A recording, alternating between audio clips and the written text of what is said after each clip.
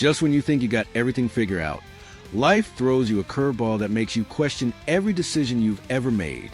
That's exactly what's happening in Toronto right now, where what should be a routine contract signing has turned into a nail-biting thriller that could determine the entire future of the franchise.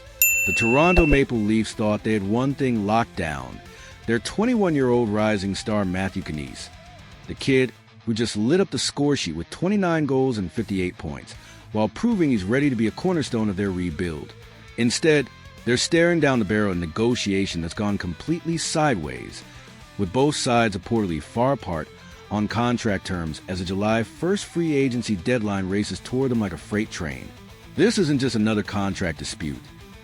This is a kind of make-or-break moment that separates successful organizations from perpetual underachievers. Get this wrong, and Toronto could be looking at years of regret.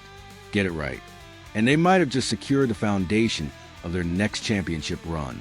The stakes. When everything hangs in the balance, let's be crystal clear about what's at stake here. Matthew Knies isn't just another young player looking for his first big payday. It's potentially the most important piece of Toronto's immediate future. With Mitch Marner expected to bolt for greener pastures, Knies suddenly becomes the offensive focal point the Leafs desperately need to maintain their competitive window. The numbers tell a compelling story of rapid development and clutch performance. 29 goals and 58 points in 78 regular season games for a 21-year-old is impressive enough, but add in 7 points across 13 playoff games, and you're looking at a player who's already proving he can perform when the pressure is at its peak. According to the Leafs Nation's Nick Alberga, the negotiation has hit serious turbulence, with both sides struggling to find common ground on what should theoretically be a straightforward deal. When a simple negotiation becomes complicated, that's usually a sign that bigger philosophical differences are at play. The frustration must be palpable in Toronto's front office. They've already dealt with the headache of Marner's departure, the uncertainty around John Tavares' future, and questions about their defensive core. The last thing they needed was for their most promising young talent to become another source of organizational stress. The financial chess match. Playing for millions here is where this story gets really fascinating. Both sides are essentially trying to predict the future of NHL economics while managing immediate needs and expectations. The salary cap is set to explode over the next several seasons, potentially reaching $115 to $120 million, which fundamentally changes how teams approach long-term contracts. For Knies, this creates a massive strategic dilemma. Sign a long-term deal now at current market rates, and he could be leaving tens of millions on the table if he develops into a superstar. Wait for the cap to increase, and he risks injury or performance issues that could crater his market value.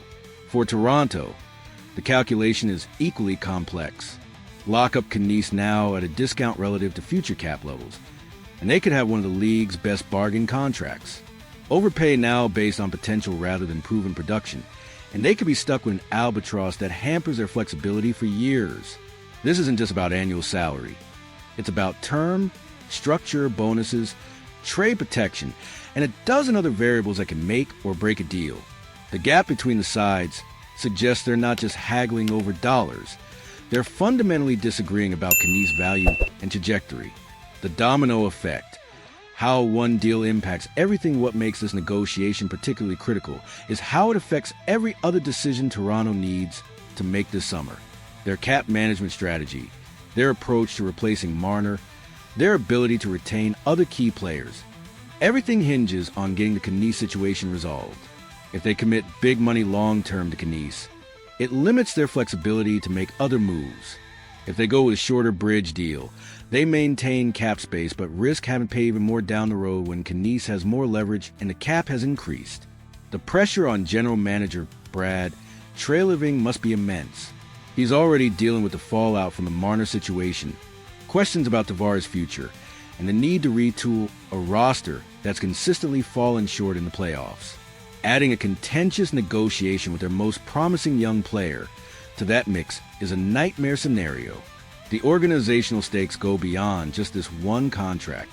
How Toronto handles this negotiation will send a message to other young players about whether the Leafs are a place where emerging stars get fairly compensated and respected. Screw this up, and it could affect their ability to develop and retain talent for years to come. The psychology of high-stakes negotiations. What's particularly interesting about this situation is the psychological dynamic at play.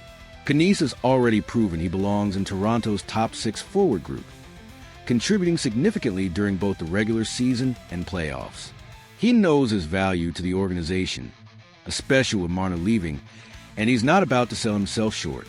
From the team's perspective, they're trying to balance fiscal responsibility with the need to secure core talent. They've seen what happens when organizations overpay for potential. It can cripple their salary cap structure for years. But they've also seen what happens when you let good young players walk away over contract disputes. The fact that both sides remain optimistic about reaching a deal, according to reports, suggests this is about business rather than personal animosity.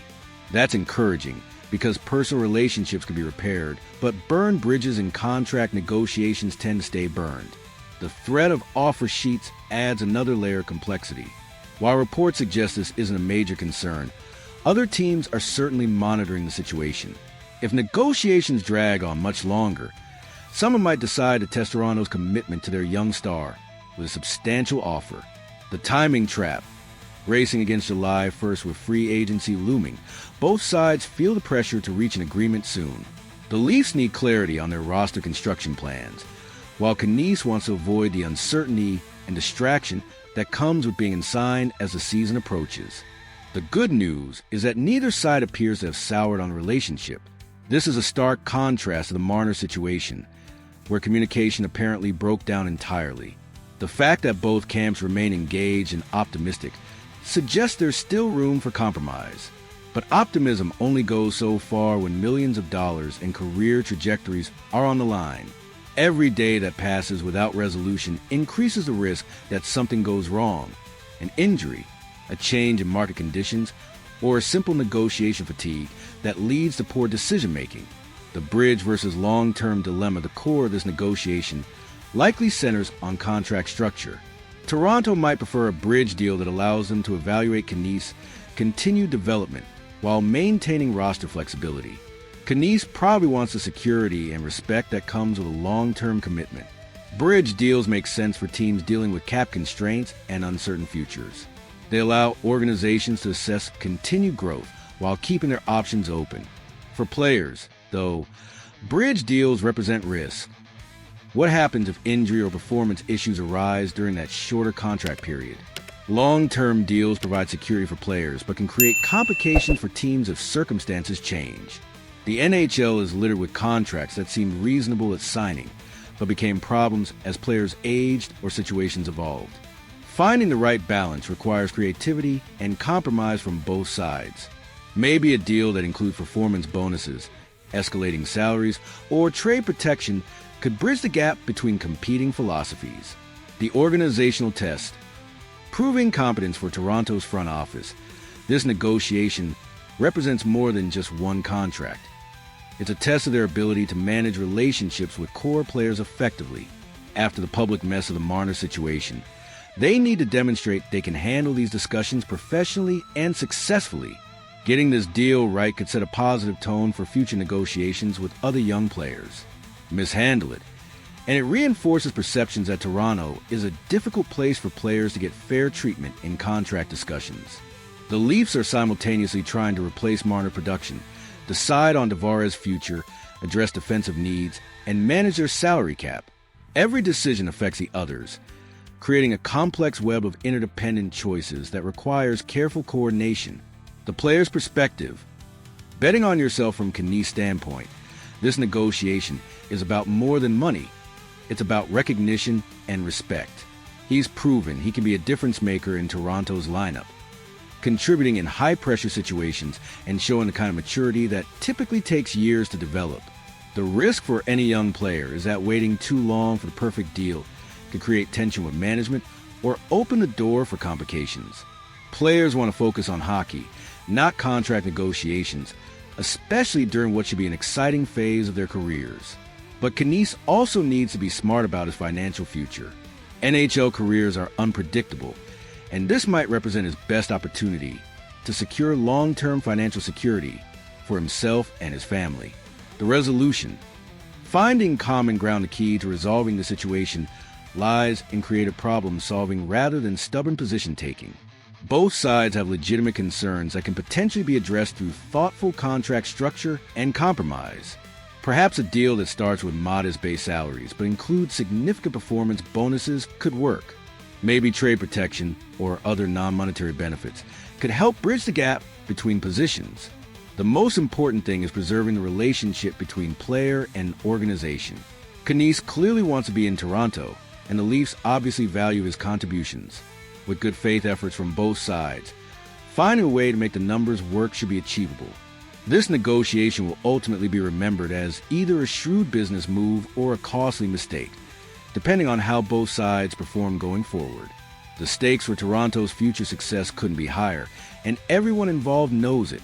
The clock is ticking and the pressure is mounting.